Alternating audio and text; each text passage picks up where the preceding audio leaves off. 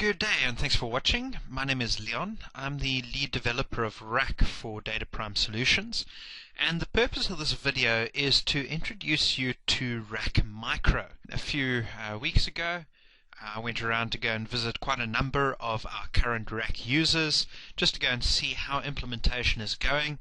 And a couple of those visits, we spoke about this concept of having a RAC Micro available. So these are firms that have started implementing RAC. They're enjoying RAC. They understand that the compliance levels that RAC is giving them is very, very good, but they would like to get some firm-wide application of the methodology. But for very, very small audits, RAC does not provide a mechanism. RAC Micro is the introduction of a mechanism to be able to do even very small audits with RAC. So what you will see to activate RAC Micro, you create a normal file and you will make the selection under the audit type selection. Initially it is not one of the available options to use RAC Micro, but you will see there is a RAC Micro sheet, and this just lists a number of questions that we pose to confirm that the use of RAC Micro is actually valid for the entity that you're auditing. Now, the premise, the assumption from our side in using RAC Micro is that you are dealing with a very small audit, that you are dealing with very low risks. So there's a long list of questions. Please go through them when you start using your first RAC client. You do need to be aware of this fact, because the way we've structured things, we've assumed low risk in a lot of documents for you. So you need to be using it on a low risk client. Also, we are saying in this question here that the auditor must have a sound working knowledge of RAC. The reason for this is RAC Micro is not intended to be the only audit methodology implemented by the firm. We don't actually remove any documents with RAC Micro.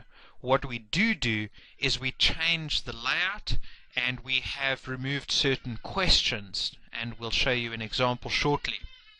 But if you don't understand RAC and what RAC is trying to do, you will not be able to complete the documents sufficiently in order to cover yourself as the auditor. So please do not think that RAC Micro is the only audit methodology you have to use.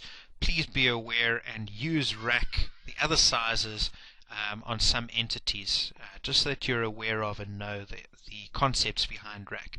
Also, because we are now taking away certain things in some of the documents, we're asking, please be aware that you then need to take responsibility for accurate completion of the documents and complete content in the documents. So ultimately what we're saying is that the auditor needs to take a lot more responsibility and care when using RAC Micro, just to ensure that the documents are complete. So once all these questions are answered with a yes or a not applicable, we go back to 10.15 and RAC Micro becomes an option. Now once you've selected RAC Micro, from there on, a lot of the documents work exactly the same as a small entity would. Say if we go to identification of audit sections, you'll just need to go and document your components and cycles, but the cycles will be set up as if it was a small entity. So we're looking at statement of financial position and statement of comprehensive income audit programs, and the assertions will also be in accordance with what you would get with a small entity. Now when we get to the planning documents, some of them we actually could not change. The content is important, but there are some where we have gone and done the following. If we look at 12.10, we've gone and replaced the detailed questionnaire. So understanding the nature of the entity is no longer a list of 45 questions. It is just paragraph form, document your understanding of the nature of the entity, and a place at the bottom to go and put in any risks that you may have identified. Now if you are unsure of what content should be going in here, you'll see there's a little plus here. If I hit that, it opens up the entire questionnaire again. But please don't document in here. This is just for reference purposes. this is the content of your working paper at the end of the day. Okay, now when it comes to risks, another assumption that we have made with RAC Micro is that if you have any risks, you will document procedures to address those risks on the various RACs, the business and the fraud RAC. So you are welcome to go and identify risks, but when you get to the risk assessment per component, you must document on those working papers what the risk level or what procedures you're going to be performing. This will then transfer through to your audit program as normal. What we're just saying is we don't have residual risks left over for the audit plan, because when we get to the audit plan, I want to automatically complete the contents of the audit plan, and basically the assumption I'm making is that it's low risk for every assertion of every component, and on top of that we are going to be doing substantive tests of detail only for every single assertion of every single component.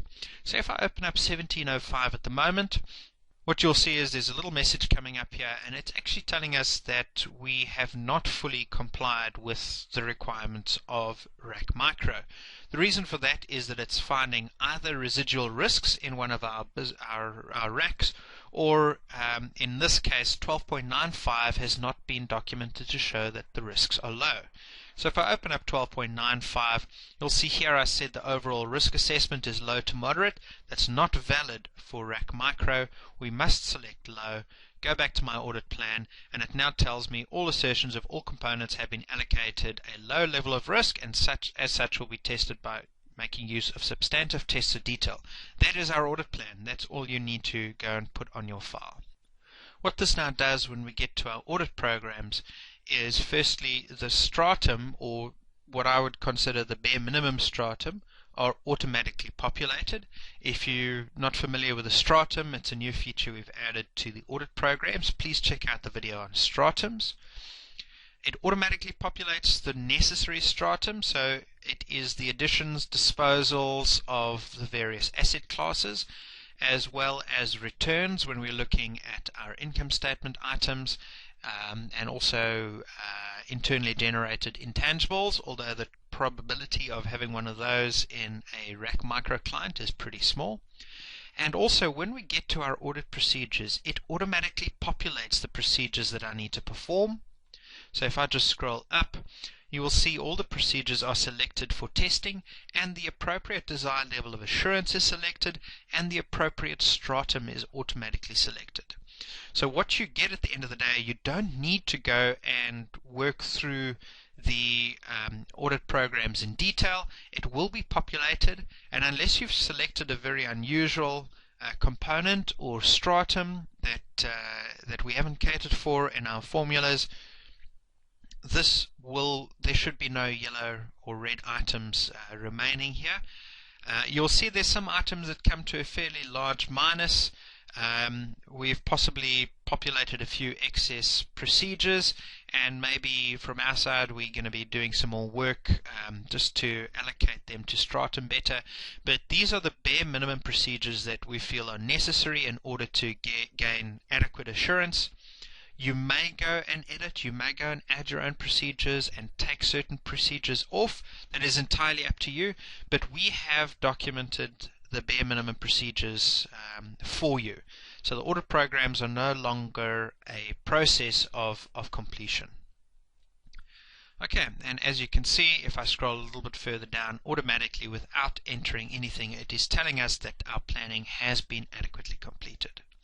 So that is RAC Micro in a very quick nutshell. Please do go and have a look at it. If you have any questions, please contact myself or our support team. We'd love to help you out, and if necessary, take you through in a little bit more detail.